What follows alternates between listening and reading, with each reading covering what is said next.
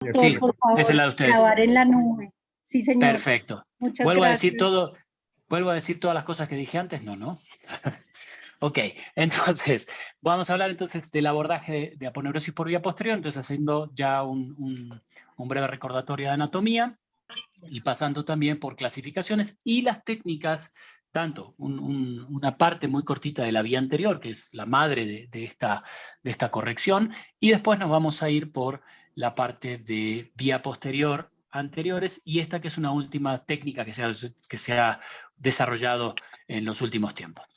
Entonces, nuevamente, vamos por la anatomía y recordar la posición de los párpados que va a depender de la interacción de los músculos que abren y de los músculos que cierran. Entonces, anatómicamente, podemos traducir en la apertura palpebral la posición o la salud de los párpados en base a la altura muchas veces del surco. Normalmente el surco, ustedes saben, el surco palpebral está formado por las fibras finales de la aponeurosis que atraviesan el músculo orbicular y terminan insertándose en las capas de la piel. Eso va a hacer que el surco, en un surco sano, habitualmente entre hombres y mujeres, va a estar entre los 8 y los 10 o 11 milímetros. Entonces, eso nos habla de un surco sano, un surco formado, que obviamente que si esto no se forma o no se desarrolla bien este músculo, no se va a poder ver. Entonces, ahí es donde, desde el punto de vista clínico, cuando uno observa a un paciente, puede empezar a dar indicios de cómo es la salud de ese párpado. En este caso tenemos un paciente con una inserción un poco más baja y en este que empieza a tener ciertos datos de una inserción más alta y que puede ser que en el futuro desarrollen cierto grado de problemas. La apertura palpebral, ustedes como saben, es la distancia que hay entre el borde del párpado inferior y el borde del párpado superior. La hendidura palpebral o apertura palpebral horizontal, como quieran decirle, va desde el canto interno al canto externo y en razas occidentales tenemos una inclinación que va de inferior a superior hacia temporal, aproximadamente con unos 2 milímetros de inclinación. Y uno de los datos muy importantes que tenemos que tener en cuenta cuando evaluamos una ptosis palpebral es el hecho de este punto que es muy importante, que es la distancia que hay entre el reflejo corneal y el borde palpebral superior, que se conoce como distancia reflejo margen 1, a la que va al margen superior, y la 2 a la que va al párpado inferior. Sumadas ambas, por supuesto que nos va a dar la apertura palpebral. Entonces, por eso no es que hice mucho hincapié en la distancia, o en las medidas, perdón, que son... Hay alguien que está hablando que le voy a silenciar el micrófono. A ver, espérenme un poquito. ¿Quién es? Eduardo Naranjo. Esponjosos y le encantan a los niños. Y además, ya saben la vena. Alguien tiene el televisor prendido, el radio prendido y nos está metiendo ruido, por favor. Eso, muchas gracias. Entonces, por eso no hice tanto hincapié en la medida que hay de una apertura palpebral, porque la apertura palpebral, al fin y al cabo, es una medida que hay entre la distancia entre párpados, pero no me va a indicar si ese párpado está caído o no. Entonces, siempre tengan en cuenta que este es el punto importante, el punto que empieza desde el reflejo pupilar hacia el párpado superior. Porque ustedes podrán tener 10 milímetros de apertura palpebral y decir que es normal, pero si el párpado superior está por debajo del reflejo pupilar y la retracción palpebral inferior es tan grande que lleva a que tenga esa distancia entre párpado superior y párpado inferior, no van a poder decir que este paciente no tiene ptosis. La distancia reflejo margen 2, y esta distancia finalmente que es la que cubre normalmente la aponeurosis, un par de milímetros por debajo del limbo corneal, que nos habla de una posición adecuada. Ya una exposición del limbo superior está hablando de un problema de retracción palpebral.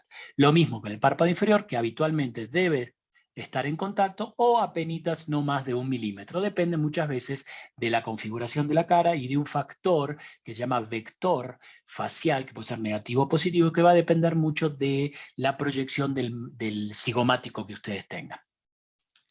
Entonces, haciendo un recuento de anatomía desde afuera hacia adentro, ¿sí?, de los planos quirúrgicos, vamos a empezar con la piel que tenemos a nivel palpebral, que normalmente no va a tener de ninguna manera tejido celular subcutáneo, pero a medida que vamos subiendo en la altura del párpado, vamos a empezar a encontrar una piel más gruesa con un poco de tejido celular subcutáneo, sobre todo cuando ya nos acercamos más hacia las cejas. A continuación tenemos la piel, que la piel es una piel, es la piel más delgada del cuerpo que va a permitir que de esa manera tenga movimientos adecuados, y que es por eso que a nivel palpebral, preceptal y pretarsal no va a tener tejido celular subcutáneo para que los movimientos sean lo más rápido posible.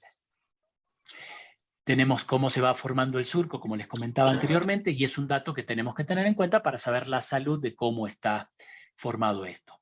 A continuación, después de la piel, nos vamos al músculo orbicular, que como ustedes saben es el que se encarga de cerrar los párpados y está inervado por el séptimo par. Dividido en diferentes porciones, que son la que está delante del tarso, que es la pretarsal, la que está delante del septo, que está entre las cejas o entre el reborde orbitario y el tarso, que es la preceptal, y que si ustedes saben que si tienen una lesión por detrás de ese septo, se va a convertir en una lesión orbitaria como tal. Y finalmente, la porción orbitaria, que es la porción voluntaria y que va a estar involucrada en fenómenos de espasmos palpebrales. En este caso están viendo cómo después de la resección de la piel, la verdad es que no se ve como en los dibujos, se ve rojo, se ve rosa, y que obviamente cuando los residentes entran por primera vez se encuentran que no es como decían los libros. Pero bueno, aquí estamos viendo en una blefaroplastía, habiendo hecho la resección solamente de la piel, cómo el orbicular se ve de manera regular, ¿sí? En cuanto ahí tienen diferenciaciones o especializaciones del músculo orbicular, que va a dar el músculo de Riolano, que va a ser la división que nos va a hacer la posibilidad de tener una cara anterior en el párpado, que va a estar determinada por la piel y por el músculo orbicular, y luego del músculo de Riolano va a empezar la placa tarsal y la conjuntiva, que va a dar la parte posterior o la mela posterior, como decimos aquí en México, que es muy importante a la hora de pensar en hacer una reconstrucción. No es un bloque el párpado, sino que tiene diferentes capas como tal. Acá lo vemos clínicamente como realmente el músculo riolano no se ve, pero hace la diferencia a nivel de la línea gris entre la placa tarsal con las glándulas de meibomio y la parte de orbicular y piel en la parte anterior, ¿sí? Esa es nuestra línea gris formada por el músculo riolano, pero que realmente es el borde anterior de la placa tarsal lo que vemos clínicamente. Una vez que ya pasamos del músculo orbicular, nos vamos a encontrar con esto, que es el septo orbitario, que es una continuación del periósteo, del reborde orbitario, y que se continúa hasta la cara anterior, hasta el borde anterior normalmente del tarso. Esto lo que nos va a dividir es lo externo de lo interno, lo orbitario de lo palpebral, ¿sí? Y una vez que pasamos ese septo orbitario, lo que nos vamos a encontrar son los paquetes grasos, que como ustedes saben son cojines que están alrededor del ojo para que no esté saltando como canica dentro de la cavidad orbitaria.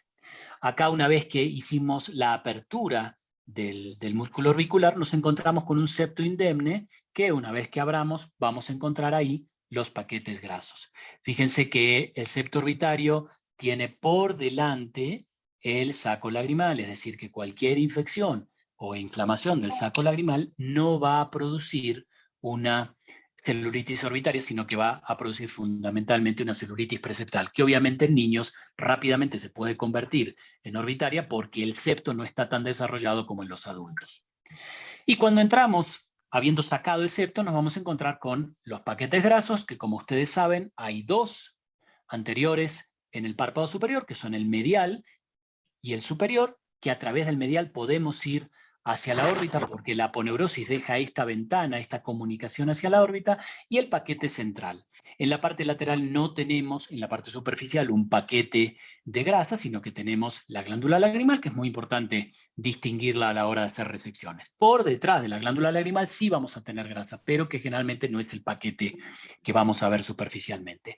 Y sí, en la parte inferior tenemos un paquete medial, un paquete central y un paquete lateral, ¿sí? Dividido por la expansión arcuata en la parte lateral, y en la parte interna vamos a tener el oblicuo separando estos dos paquetes, lo cual a la hora de trabajar, a hacer una resección, hay que tener cuidado de no dañar ese músculo como tal, ¿sí?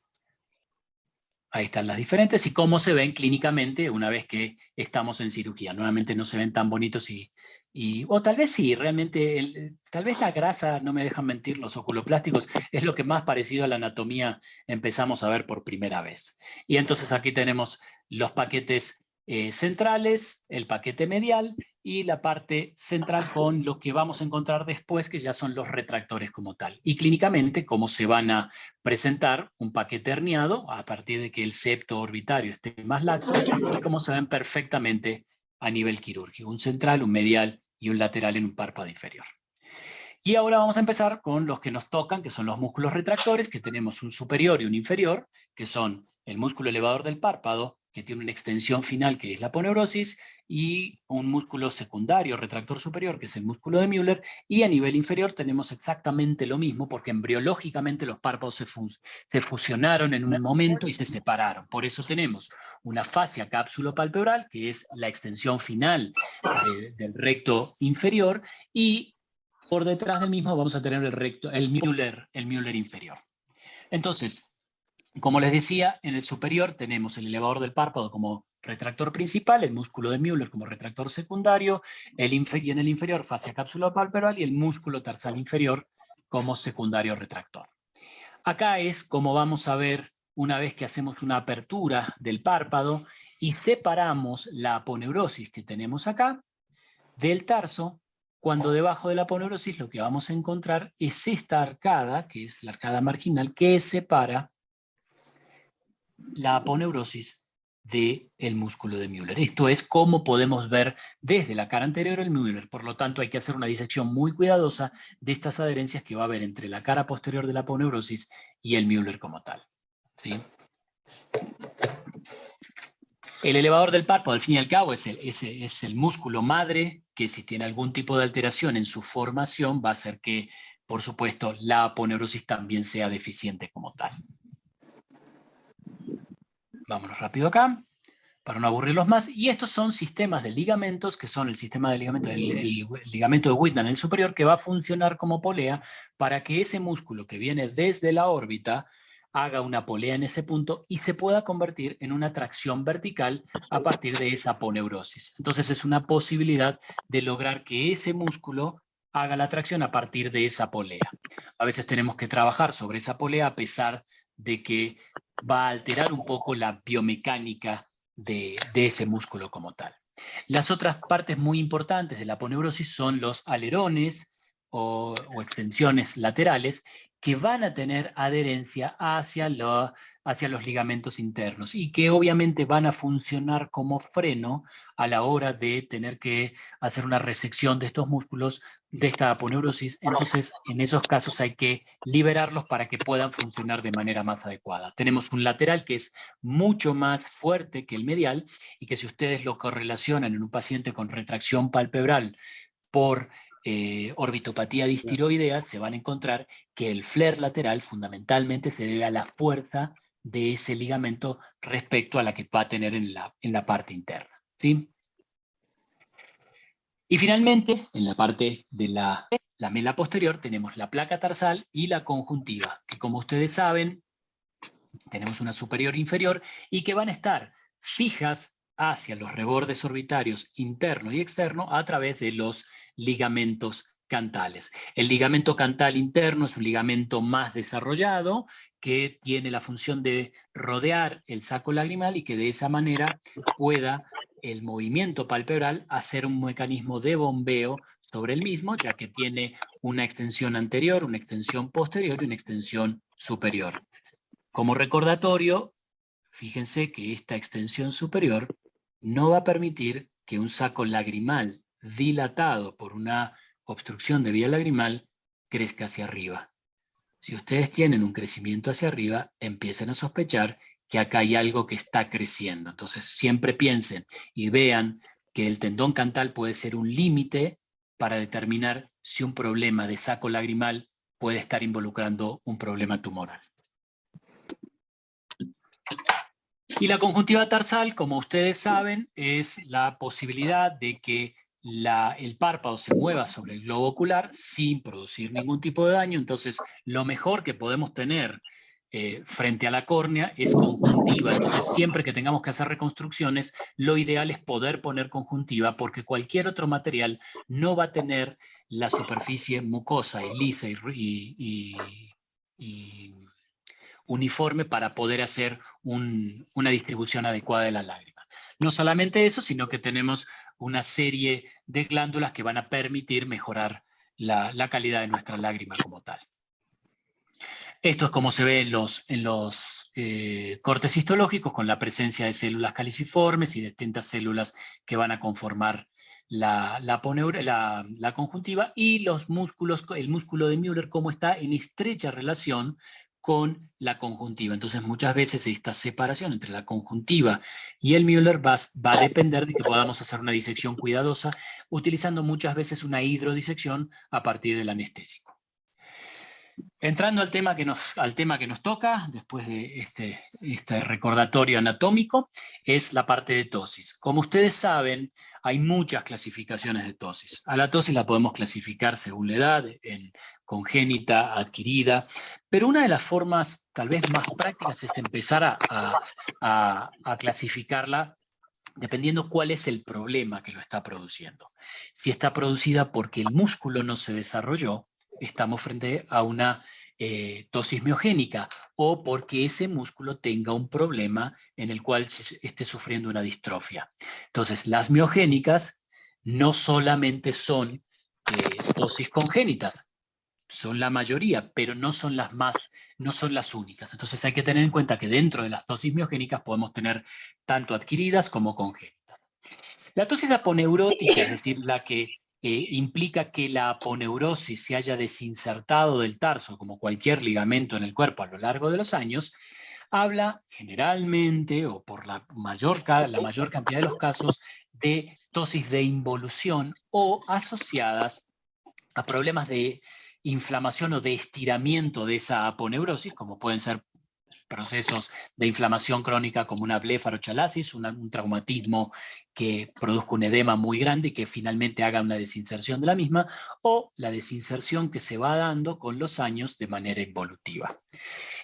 Hay aponeuróticas congénitas que son muy raras, y que son tardías generalmente, que se desarrollan tardías, pero que son las que de menor cantidad en cuanto a la aponeurótica. La tosis aponeurótica, como ustedes saben, es la tosis más común de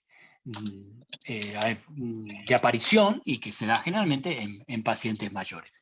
Y dentro de las otras, que no son tan comunes, puede estar la neurogénica, la asociada a problemas de inervación como tal, o problemas de la placa neuromotora, como se da en la miastenia gravis, o en cualquier parálisis del tercer par. La mecánica es cuando tenemos algo en el párpado que no lo permite levantar, como algún peso, como pudiera ser un tumor. Y la traumática, finalmente, la que lesiona la aponeurosis, y que la aponeurosis o el músculo, y que finalmente no es una cuestión inervacional, ni es una cuestión de desinserción, sino que es una cuestión que cortó esa aponeurosis o ese músculo y no funciona como tal.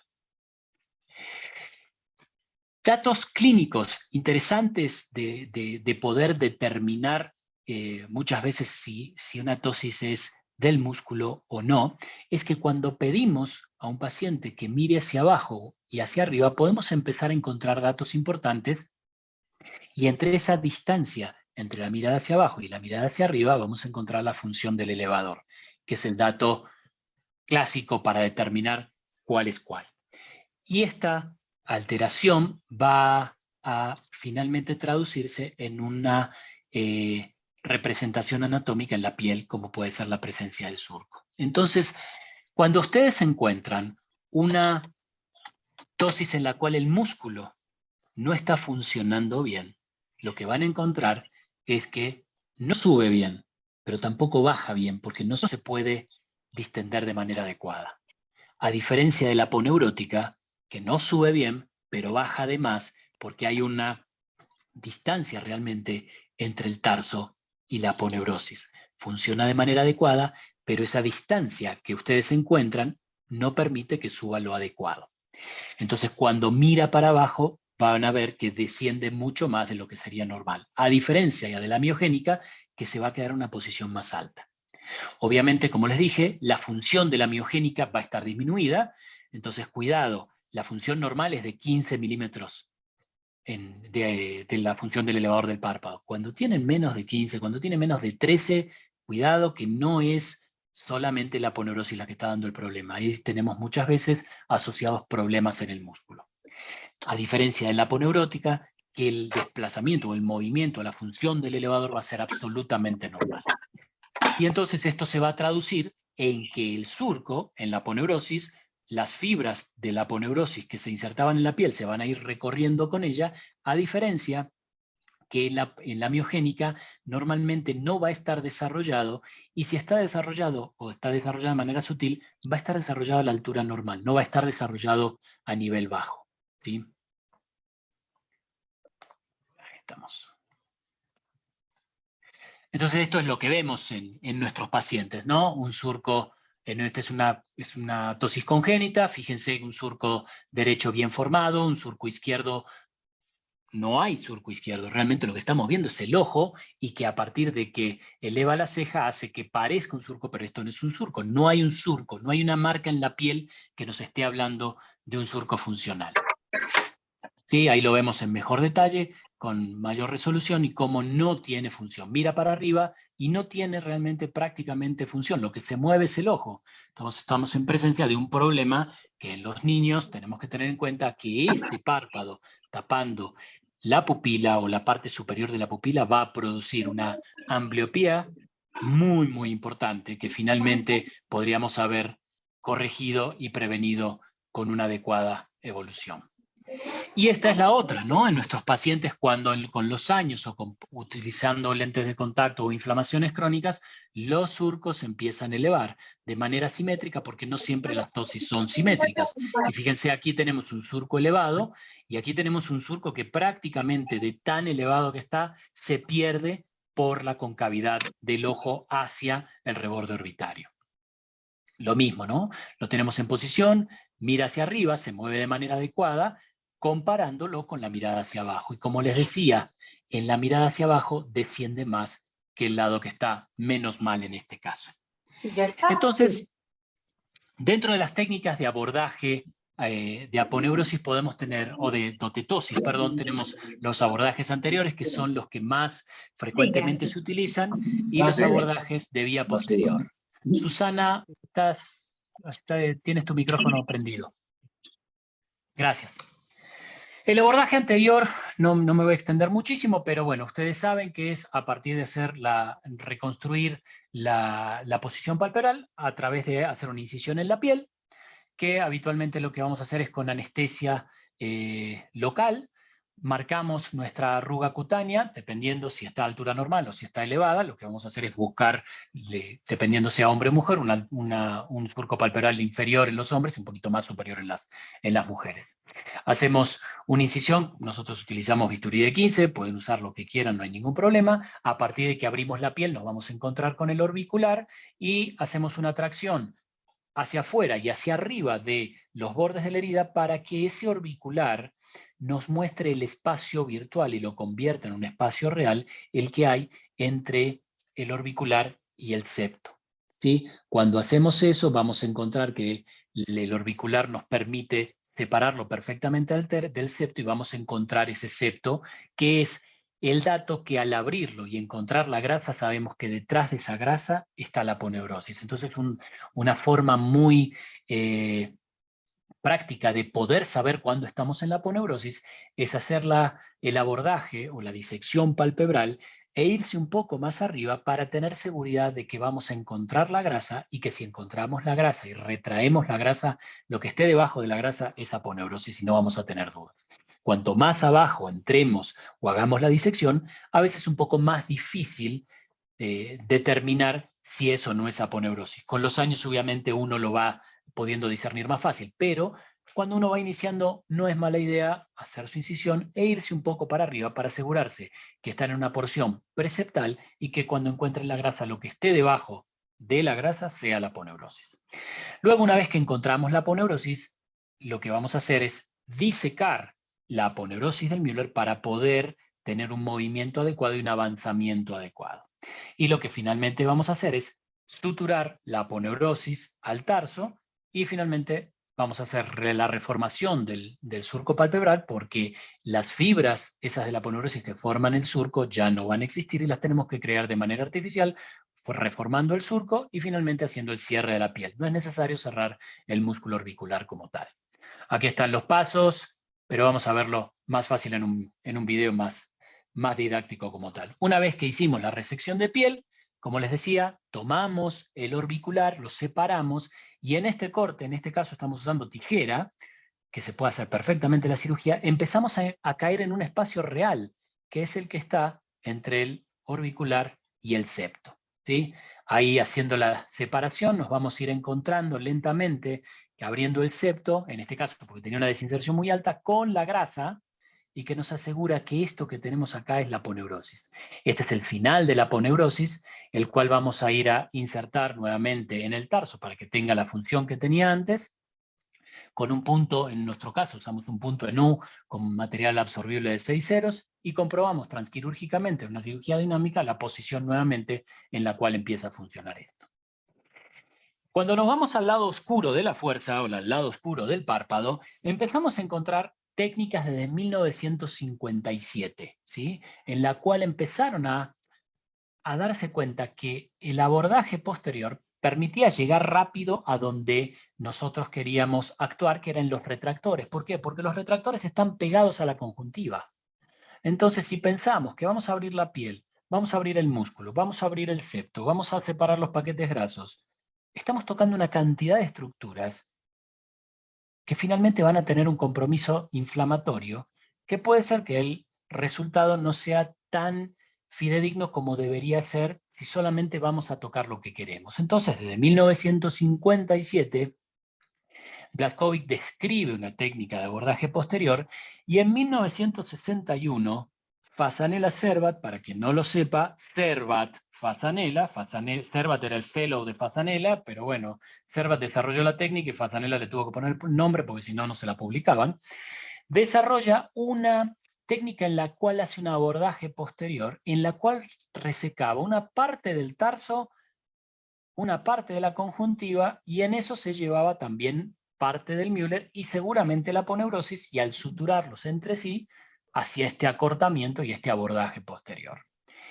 En 1975, Puterman, un prócer de la oculoplástica realmente, desarrolla una técnica en la cual hace una resección, pero ya solamente de la conjuntiva y del Müller, que dependía de la prueba de fenilefrina, en la cual si la prueba de fenilefrina era positiva y elevaba más de 2 milímetros al colocarla, iba a depender de la cantidad de tosis, la cantidad de milímetros a resecar, lo cual era una técnica bastante lógica, pero que no dejaba de tener cierta falta de predictibilidad, porque estábamos plegando tejidos y suturándolos entre sí. Y en el 2010 se empieza a desarrollar esta técnica, que es la técnica de la línea blanca. ¿Y qué es? Es la línea blanca que se empieza a ver cuando uno hace una disección posterior del párpado, en la cual, si ustedes hicieron alguna vez algún tipo de colgajo tarsoconjuntival y tienen que rotar parte del párpado superior al párpado inferior, cuando hacen la disección para que quede solamente el colgajo unido a la conjuntiva, empiezan a ver una línea blanca, y esa línea blanca es la que, si ustedes avanzan, es la que están avanzando con la aponeurosis. Entonces estarían reproduciendo lo mismo que hacen por vía anterior, por vía posterior. Esta es la técnica de Fasanella Servat, que como pueden ver es una resección de una cantidad de conjuntiva supratarsal y tarsal increíble. Realmente no sé si alguien todavía la sigue haciendo, me parece que es demasiado daño a tejidos para tratar de lograr una corrección que en muchos casos era de tosis muy pequeñas. No se utilizaba para tosis muy grandes, ni para tosis aponeuróticas, ni para tosis de más de 2 milímetros. Entonces hacían una resección con una tarsectomía completa y unían lo que quedaba entre sí. Y después la conjuntiva müllerectomía, la que desarrolló Puterman, en este caso es un video de Ángel Arteaga, hacían el abordaje por vía posterior de la misma manera, marcan los limbos, y acá, en base a la tosis de la paciente, marcan la zona central de su conjuntiva y Müller, la estiran, ponen esta pinza que desarrolló Puterman, que si no la tienen pueden usar una pinza de Kelly perfectamente, y solamente con ese pliegue de la conjuntiva hacen pasan la sutura desde la piel, hacen la sutura por debajo de esa pinza, y una vez que terminaron de pasar la sutura en ese pliegue de conjuntiva y Müller, la vuelven a pasar por la piel, y lo que van a hacer es resecar esa conjuntiva y Müller que les quedó por debajo de la pinza, sin cortar la sutura, por supuesto, y permitiendo de esa manera que ese plegamiento de tejidos nos permita elevar nuevamente el párpado. Cuando empezaron a hablar del avanzamiento de la línea blanca, empezaron a ver que no necesitábamos tener una prueba de fenilefrina positiva para que funcionara, que podíamos trabajar en dosis mucho más grandes. La predicción posoperatoria, realmente lo que veíamos en el momento de la cirugía era realmente lo que se veía al día siguiente. La reproducibilidad era en que lo que estábamos haciendo era ir a agarrar, ir a tomar la estructura y suturarla donde debía. No estábamos haciendo un pliegue, o no estaban haciendo un pliegue de tejidos, y ojalá que la aponeurosis venga y se acerque también para que funcione. Y la otra era que se veían resultados que funcionaban a largo plazo. No tenían realmente dehiscencias a largo plazo, porque estaban acercando la aponeurosis al tarso nuevamente. Y lo que ellos recomendaban en esos momentos era tener una función mínima de 8 milímetros. Fíjense de la cantidad de pacientes que se podían tratar con esto, a diferencia de los abordajes posteriores que estaban solamente reservados a dosis pequeñas. Entonces, el avanzamiento como tal es esto, es marcar a nivel de la pupila cuál es el centro de nuestro párpado, hacer una infiltración en la piel por encima del borde palpebral con lidocaína con epinefrina, y a nivel subconjuntival, para separar por encima del borde tarsal superior el músculo de Müller, conjuntiva y aponeurosis, hacer una hidrodisección. Colocamos una seda 4 ceros en la línea gris para poder evertir el párpado, y empezamos a hacer, se empieza a hacer la disección a 1 milímetro aproximadamente del borde superior del tarso, de la conjuntiva, del Müller y la aponeurosis. En este caso, lo que vamos a hacer es iniciar con el desmarre expuesto y el párpado evertido para que podamos ir haciendo la disección, y una vez que llegamos a una profundidad aproximadamente de unos 3 milímetros de disección, sacamos ese desmarre, como lo vamos a ver más adelante, y con un cotonete, con un hisopo, hacemos la disección de manera roma hasta que nos va a aparecer la aponeurosis, que es esa línea blanca que vamos a ver en la parte posterior. Con una sutura absorbible igual que en la vía anterior, vamos a hacer una sutura a nivel del limbo nasal y del limbo temporal, de espesor del 50%, que no sea transmisiva, pero perfectamente del borde superior del tarso. En este caso, exteriorizaban la sutura a piel y corroboraban la altura. ¿Qué fue lo que hicimos nosotros de diferente? Que la sutura al borde superior del tarso no la exteriorizamos en la piel, y la sutura la hacíamos a nivel del limbo. Realmente no tenemos irritación de la superficie ocular, porque la conjuntiva va a cerrar perfectamente sobre la herida que hicimos. El tiempo quirúrgico realmente es un tiempo quirúrgico muy corto, porque vamos directamente a las estructuras que vamos a modificar. El tiempo de recuperación, obviamente, si hay menos inflamación y menos tejidos inflamados, va a ser mejor. La simetría y la altura va a ser mucho más fisiológica, porque estamos trabajando solamente sobre las estructuras y en la posición que queremos colocarlo. Como les dije antes, solamente tocamos los tejidos que nos corresponden, y no estamos resecando ningún tipo de tejido. No resecamos conjuntiva, no resecamos Müller, no resecamos tarso. Dejamos todas las estructuras anatómicas de manera adecuada, permitiendo de esa manera que no tenga alteración después la distribución de la lágrima.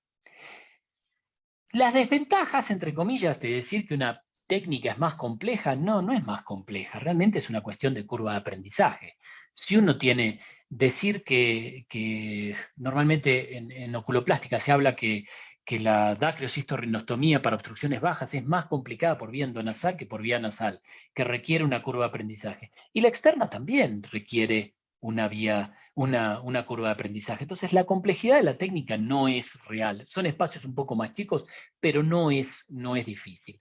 La disección más compleja. La disección más compleja fundamentalmente es por el riesgo de sangrado, pero que si ustedes trabajan de manera adecuada con instrumental, generalmente de corte y coagulación, van a poder hacer la técnica sin ningún problema. Y como les decía, un campo más pequeño que hace una menor visualización de la aponeurosis, que al fin y al cabo es lo que vamos a ir a buscar. En este caso, McCord inclusive lo utilizó en casos de anestesia general con tasas de éxito y de reproducibilidad muy buenos, comparado normalmente con lo que hacemos por vía anterior. Entonces, también permite el hecho de poder tener la seguridad que estamos nuevamente poniendo las estructuras en los lugares adecuados. Esta es una de las series más grandes que hay publicadas, con 60 pacientes en estos 5 años, y que realmente tuvieron una tasa de éxito muy elevada. Los oculoplásticos existimos gracias a la tosis, como lo dijo Richard Anderson hace muchos años. Si no existiera la tosis, realmente prácticamente no existiría la oculoplástica. Y la tosis es uno de los procedimientos por los cuales existimos y que más dolores de cabeza nos trae, porque cuando tenemos diferencias de 1 milímetro a 2 milímetros, ¿quién se puede quejar? Pero si estamos hablando de que la apertura palpebral normalmente va a tener unos 10 milímetros y erramos o dejamos subcorrecciones o hipercorrecciones de más de 1 milímetro, estamos dejando hipercorrecciones de más del 10% en el mejor de los casos. Entonces, tener tasas de éxito del 90% en una técnica tan ingrata como es la técnica de la tosis, cuanto más años van pasando, más ingrata se va convirtiendo en la vida de uno, tener estas tasas de éxito hablan de muy buen nivel. Y esta realmente en diferentes series, como pueden ver, siguen manteniendo una tasa de éxito muy similar del 88%, y que en este caso hicieron una prueba de fenilefrina y pruebas sin fenilefrina y realmente no tuvieron la expectativa de que la prueba de la fenilefrina iba a ser mejor. Realmente no, en este caso no encontraron inclusive peor desempeño en los casos que tenían la prueba de fenilefrina positiva. Y en la tosis congénita, ¿qué hacemos? ¿La podemos utilizar? Sí, realmente también se han publicado casos de éxito con esta técnica, porque como pudieron ver, estaba recomendada hasta con funciones de 8 milímetros, lo cual nos permitía perfectamente poder realizarla. No es tal vez lo más fácil del mundo, pero sí es una posibilidad, y que si el paciente nos permite hacerlo con anestesia, con sedación, sería lo ideal para poder ver el resultado transquirúrgico. Entonces, haciendo un pequeño resumen de esta técnica, encontramos muy poca invasión, muy buena tasa de éxito, se puede utilizar tanto en aponeurótica como en congénita, y con menores tiempos de recuperación, más rápida y mínima invasión. Lo cual habla de una técnica que tenemos que desarrollar para ver si es tan válida a la hora de utilizarla. En una encuesta que se hizo, ya el 74% de los cirujanos de la Asociación Americana de Cirugía Plástica está haciendo el abordaje por vía posterior, lo cual habla de que es una técnica que sí vale la pena que desarrollemos y que realmente ayuda a que los resultados sean mucho más adecuados. Inclusive en técnicas de blefaroplastía, en la cual van a sacar piel, es válido también hacer esta vía posterior, porque si ustedes van a sacar solamente piel y realmente el septo lo van a dejar indemne, pueden hacer el abordaje por vía posterior y la inflamación todavía va a ser mucho menor que si la hacen por vía anterior. Y es por eso que desde el año pasado empezamos a desarrollar o a aplicar la técnica. No desarrollamos nada, realmente empezamos a aplicar esta técnica a partir de ver que en los colgajos tarsoconjuntivales veíamos esa línea blanca. De manera personal, realmente en las técnicas posteriores nunca había tenido un resultado adecuado. Realmente no eran tan predecibles como yo quería que fueran, y en mis manos la vía anterior es una vía muy, muy válida para poder operar, y que tengo resultados más predecibles. En la vía posterior, la conjuntivo-miulerectomía no me da, jamás hice una Fasanella cervate, jamás arranqué esa cantidad de tarso.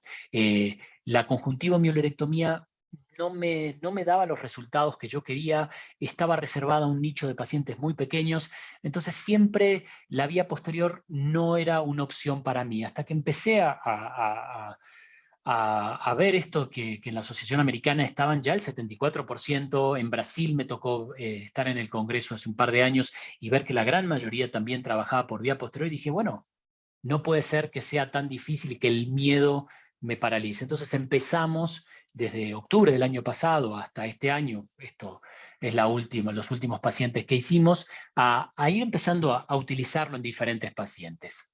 Y esta es una paciente que se las voy a presentar un poquito más en extenso, como pueden ver, 29 años, con caída del párpado de los 10 años, tiene antecedentes de crisis convulsivas, una por neurocistocircosis, y que esta caída del párpado también está asociada a una alergia crónica y tallado prurito constante y edemas constantes que, como pueden ver, como vimos de la clasificación de la tosis, coincidiría con una tosis, una distancia entre margen palpebral y margen palpebral inferior disminuida, una distancia reflejo margen de menos de 1 milímetro comparada con el otro lado, y el otro dato es que la aponeurosis está en una altura mucho mayor de lo que debe ser comparada con el otro lado. Y entonces lo que tenemos aquí es una apertura de 6 milímetros, una distancia reflejo margen de 1, una función del elevador bastante disminuida, que cuando tienen estos datos de una desinserción tan grande, la función puede ser que sea debido también a que la desinserción es tan grande que ya el efecto de polea tampoco funcione bien, no a que tenga exclusivamente una tosis miogénica. ¿Por qué? Porque el surco se fue hacia arriba y aquí sí hay un surco como tal. Y un dato importante a tener en cuenta es que cuando mira para abajo, este párpado baja muchísimo más, como habíamos visto en la evaluación clínica. Estos son los valores. Y esta es la técnica de la línea blanca, esta es la técnica que utilizamos nosotros. Una vez que pusimos anestesia en el borde palpebral y en la conjuntiva, ponemos un desmarres, damos vuelta el párpado y tenemos el borde tarsal superior, y a 1 milímetro empezamos a hacer con punta de colorado la apertura de la aponeurosis. Comenzamos a hacer la disección de conjuntiva y Müller de manera posterior.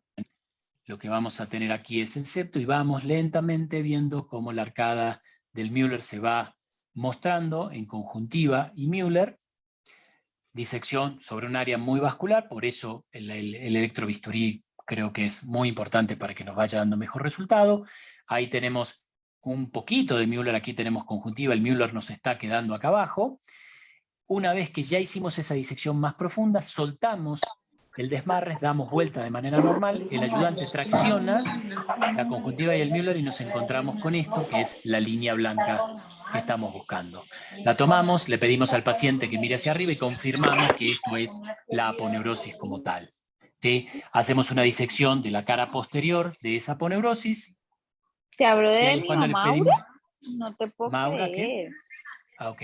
Y No. le pedimos al paciente que mire hacia arriba y que haga tracción como tal de la aponeurosis. Hacemos el punto en el limbo, en este caso en el limbo nasal, una sutura en punto de U, que va a unir el borde superior del tarso, que en este caso esté vertido, con nuestra línea blanca que ahí viene. La traemos y la suturamos de manera habitual, solamente al borde, no estamos suturando mucho más que eso, ¿sí? Porque lo que estamos buscando es hacer una reinserción de la aponeurosis. Hacemos el paso de los dos puntos, y una vez que hacemos eso, vamos a hacer un nudo falso para comprobar si hay como tal tracción del músculo. Le pedimos al paciente y fíjense el efecto que hace realmente, y formó el surco donde lo marcamos y queríamos que fuera con respecto al del otro lado.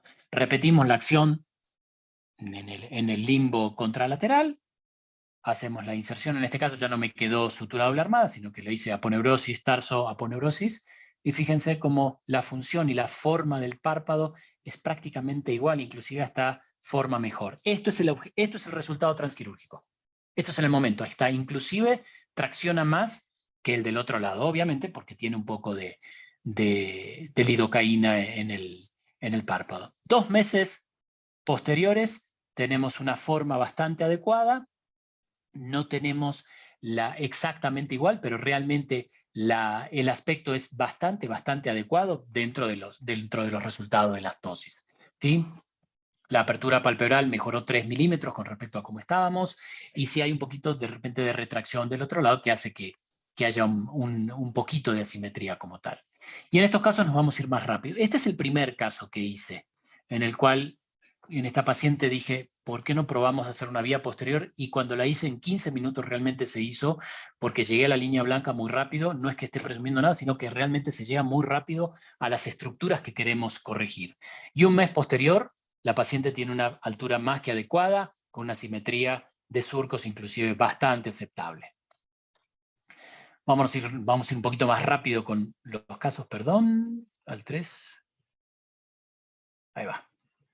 Esta es una paciente con tosis desde el nacimiento, que a pesar de tosis desde el nacimiento, fíjense que tiene un surco, a pesar de esas pestañotas postizas que no deja ver muy bien las cosas, y que hicimos una reinserción, a pesar de que la función no era perfecta, hicimos una reinserción por vía posterior, y fíjense que en el transquirúrgico, esto es muy importante, tomar la foto en el transquirúrgico para ver cómo se comporta después. Realmente 6 días después es prácticamente el mismo resultado con una simetría muy similar.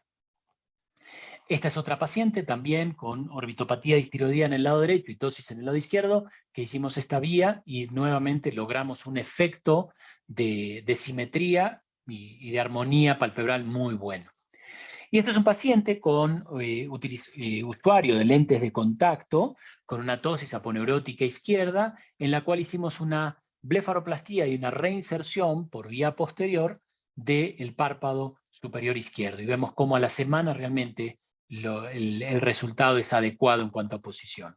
Esta es una paciente cosmética que tenía esta tosis aponeurótica y que de la misma manera logramos un contorno adecuado y que sin tanta inflamación a una semana realmente solamente tenemos la parte de inflamación de piel sin edema muscular.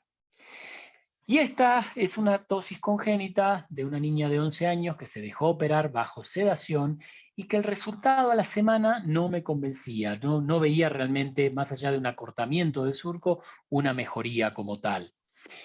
Entonces decidí en este caso volverla a intervenir con vía anterior, porque dije, si por vía posterior no funcionó, me voy por vía anterior. Por vía anterior logramos un efecto mejor, logramos que forme el surco y que de esa manera funcione mejor. Y por último es esta paciente que tenía también una tosis congénita, también se dejó operar con sedación y que a los 5 días no habíamos logrado el efecto que buscábamos. Y entonces nos fuimos, en este caso por cabeza dura, dije voy y la voy a buscar por vía posterior nuevamente. Y pude hacer una revisión de esa cirugía. Fíjense que prácticamente a las 3 semanas de la cirugía, la cicatrización no hay gran problema. Hacemos la apertura nuevamente de la conjuntiva y vamos a buscar nuestra línea blanca nuevamente con la cotton dissection o disección por cotonete, y otra vez ahí aparece nuestra línea blanca, a la cual en este caso, ¿qué vamos a hacer? Vamos a avanzarla más, vamos a hacer como una resección, pero por vía posterior. Entonces vamos a tomar más cantidad de aponeurosis, no solamente el borde, y la vamos a fijar a nuestro tarso. De la misma manera, obviamente es un poco más congestiva la zona donde trabajamos, y una vez que hacemos la inserción, fíjense que empieza a traccionar mucho más, en este caso solamente cuando tenemos el limbo nasal puesto. Y este es el resultado de una revisión por vía posterior, la cual funcionó de manera adecuada, lo cual también permite hacer que, si no funcionó la posterior, volver a probar por vía posterior sin tener que olvidarla e irse solamente a la anterior. Es una cuestión que el ir avanzando en la técnica va permitiendo que uno tenga seguridad al reconocer los diferentes planos. Entonces, para terminar y no aburrirlos mucho más en esta tarde de jueves, es recordar que la cirugía o la medicina va hacia la mínima invasión. Entonces, si queremos ir a corregir el retractor del párpado superior, el retractor del párpado superior está detrás de la conjuntiva. Entonces es muy lógico ir a buscarlo solamente por la conjuntiva sin tener que abrir la piel, abrir el músculo, y eso va a tener un edema posterior importante, que también nos juega mucho en los resultados, y ese edema va a estirar los puntos que muchas veces ponemos. Vamos a actuar directamente sobre la aponeurosis, no vamos a estar plegando tejidos y que esos tejidos finalmente nos den la posibilidad que acerquen la aponeurosis. No, vamos a buscar la aponeurosis y la fijamos. Entonces, congénitas, yo lo que he visto, a pesar de ese 88%, es un resultado variable. ¿Por qué? Porque muchos pacientes con tosis congénitas que tienen una función más que aceptable, inclusive por vía anterior, por más pacientes que tengan 12 milímetros de función, realmente nos encontramos que la aponeurosis no tiene un desarrollo adecuado como no lo tiene el músculo. Entonces, depende mucho de que el paciente colabore durante la cirugía, y les recomendaría que lo hagan con sedación si el paciente lo permite. Obviamente que van a tener menor manipulación de tejidos, con la menor inflamación consecuente, y que en el peor de los casos, cuando ustedes están por vía posterior, no hay ningún problema de cerrar las estructuras porque no cortaron nada. En ningún momento ustedes hicieron una resección, un corte de aponeurosis, un corte de conjuntivo, un corte de Müller. Pueden cerrar, acercar los tejidos con puntos de Vicryl 7 ceros e irse por vía anterior, y van a encontrar la anatomía sin grandes alteraciones porque hicieron muy poca alteración. Y esta última viñeta es opción. ¿Por qué? Porque no viene a reemplazar a nadie. Es algo que tenemos que tener dentro de nuestro armamento a la hora de hacer correcciones de tosis.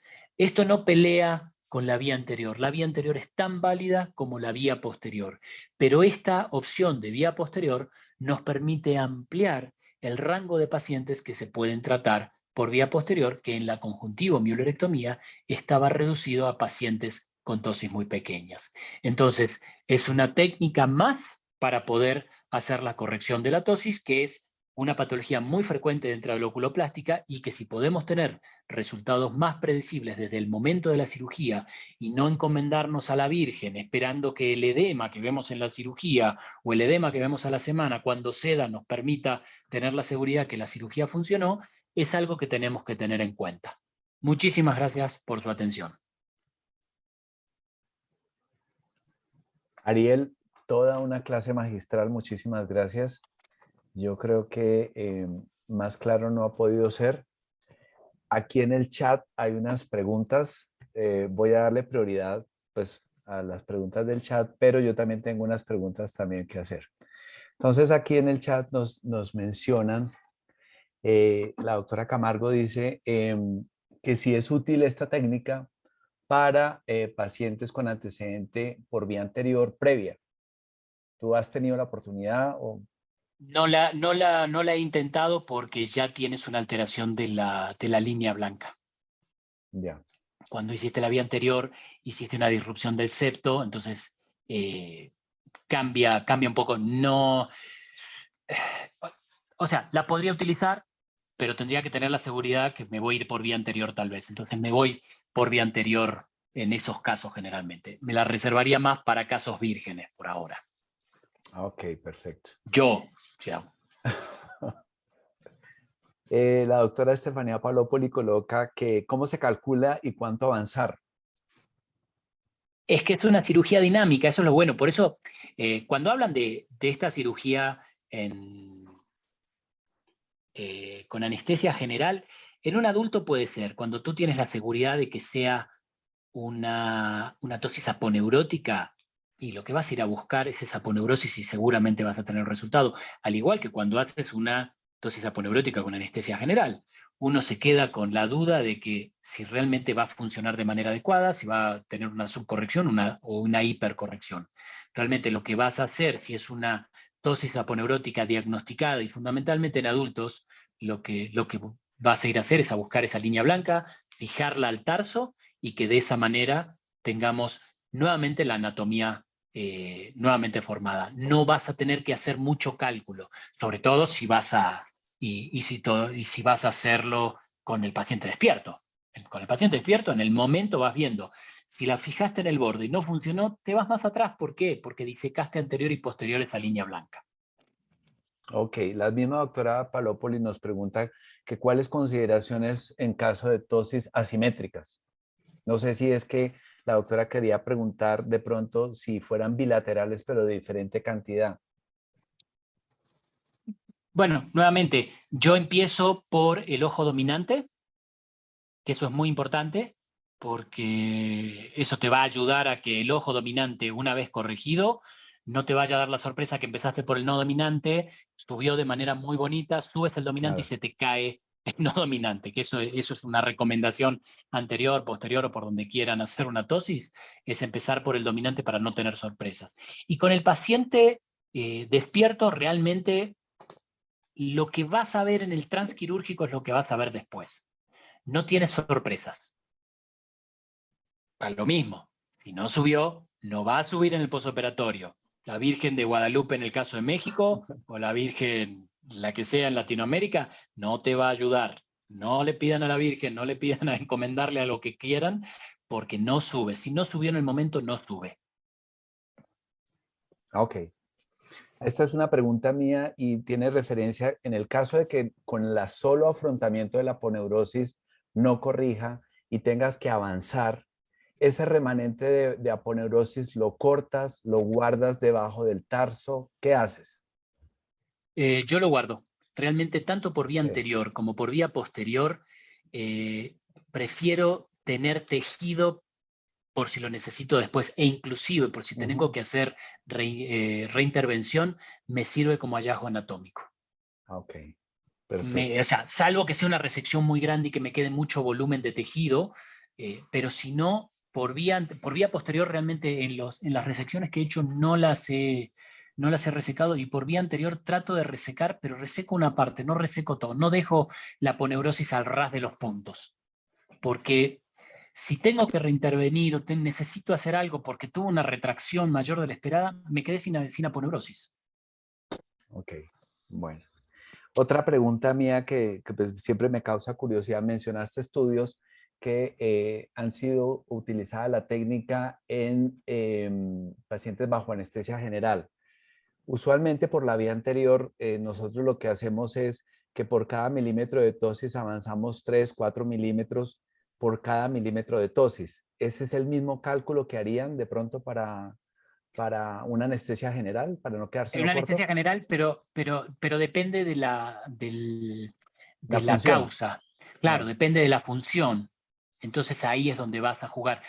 Obviamente que si tú tienes que hacer una resección de más de 10 milímetros de la aponeurosis por vía posterior, te va a costar mucho porque tienes que ir a soltarle los alerones. Entonces ahí Ok. no va en la experiencia a mí realmente en esos casos no la recomendaría, porque ahí estarías haciendo una disección muy grande, estarías alterando muchos tejidos y que finalmente puede hacer que no veas el resultado en el momento. Por eso una vía anterior en ese caso, por eso es que es una opción, no es la ley, ¿no? Yo no hago Ya. todo solamente vía posterior. Entonces, ahí sí me iría por vía anterior, diseco aponeurosis de Müller, suelto los alerones y lo que necesite cortar, que por vía posterior va a ser más difícil. La vía posterior te va a permitir 5, 6 milímetros, cuando mucho, centrales.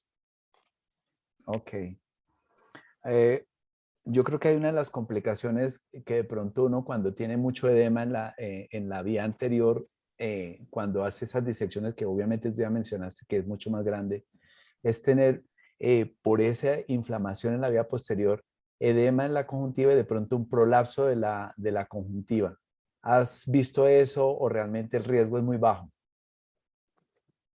No, pues lo que pasa es que no haces tanto el pliegue y no tienes tanto edema asociado, porque en la vía anterior estás edematizando con todo lo otro que estuviste tocando.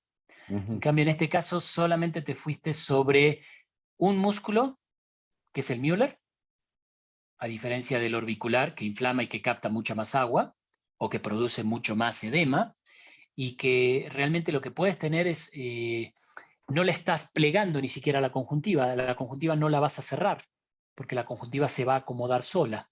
Entonces Ya, no he visto tanto edema yo, por lo ok, menos. ok. Bueno, una pregunta que también me surge es, veo que tú utilizas el Bicril, ¿no? el Sí. Vicril, digamos, no sé, se me ocurre que como él pierde más o menos la fuerza tensil a los 35 días, esa no podría ser de pronto una causa de una hipocorrección cuando pase el edema y todo esto, o sea, o la utilizas también para vía anterior y no pasa nada. Realmente lo uso tanto en vía anterior como en vía posterior. Y sí puede tener un poquito no un poquito, tiene muchísima lógica lo que estás diciendo, y que sí puedas ver que al partir del mes empieza a haber diferencia, pero realmente la fibrosis no va a depender de que la sutura se quede ahí de por vida. Si dentro Ya. de las primeras 3 semanas se logró hacer esa fibrosis, ya ya vas a tener controlado. Y como sí, en la vía posterior tienes menos inflamación, realmente no va a estar sometido a tanta fuerza tensil. Lo que sí va a estar sometido de repente a fuerza tensil es porque esa persona esté acostumbrada a hacer mucha tracción porque tenía la Ujú. aponeurosis desinsertada, y que pueda llevar a que muchas veces te pasa por vía anterior. Acuérdate que por vía anterior la aponeurosis tiene una cara anterior y una cara posterior. Eso lo describió Takeda, si no me equivoco, en Japón, y que la cara posterior de la aponeurosis es la más firme, y que cuando uno agarra mucho de la cara anterior y la sutura, muchas veces eso también se termina desgarrando, porque lo que estamos teniendo es un problema de involución de tejidos.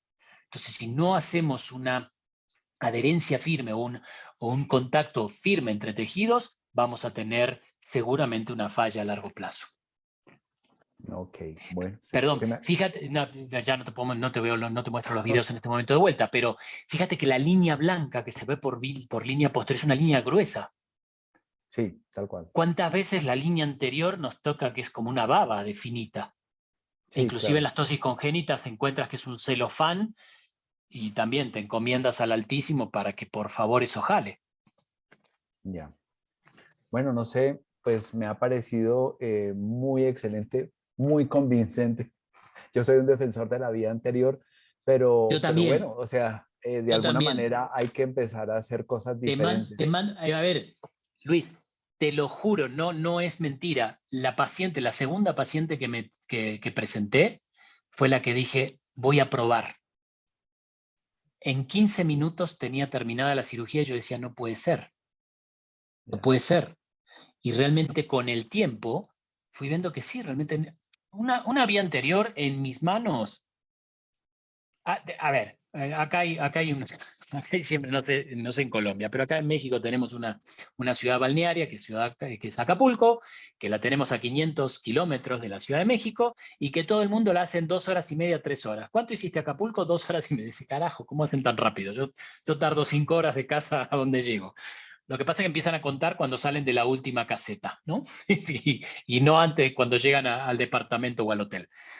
En esto, realmente, cuando tú haces una vía anterior, entre que abres y cierras la piel, sí te llevas 45 minutos, 50 minutos fácil. Claro. ¿Sí? Yo soy lento, no soy rápido. Y en la vía posterior me encontré que, ¡pum!, terminé en 15 minutos. Pero ¿qué pasa? Si en 15 minutos o en 20 o lo que tengas que tomarte no subió, no va a subir. Si hiciste la prueba de ponerla en el borde, ponerla más atrás, unos 4 o 5 milímetros, si no subió, no va a subir. Entonces ahí cambias a la anterior. Ya. Pero sí realmente es una cirugía que por vía posterior, cuando las cosas van bien, es súper rápida. Bueno, pues realmente ha sido un placer de verdad tenerte en este Ateneo Javeriano.